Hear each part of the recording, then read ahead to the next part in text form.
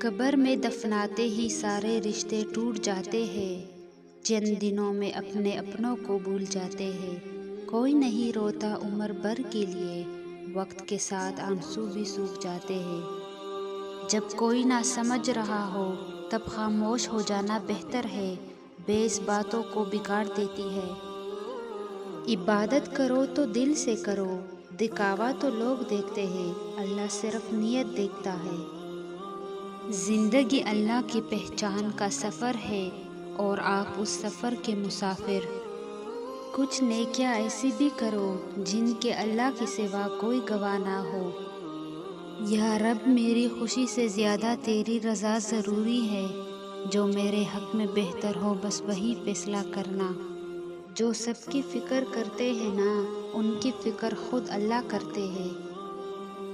دوستی اور محبت، یہ دو چیزیں ہر طوفان کا مقابلہ کر سکتی ہے، مگر ایک چیز ان دونوں کے ٹکڑے ٹکڑے کر سکتی ہے اور وہ ہے غلط فہمی۔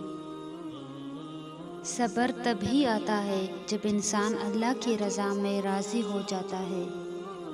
فرق نہیں پڑتا دنیا کیا کہتی ہے، میں بہت اچھی ہوں میری ماں کہتی ہے۔ دنیا کی سب سے قیمتی خوشی وہ ہوتی ہے جب آپ کے ماں باپ آپ کی وجہ سے مسکرا رہے ہوتے ہیں۔ رمضان اللہ کا خوبصورت تحفہ اپنے بندوں کی بخشش کے لیے۔ وقت کا کام گزرنا ہے، برا وقت ہے تو صبر کرو، اچھا وقت ہے تو شکر کرو۔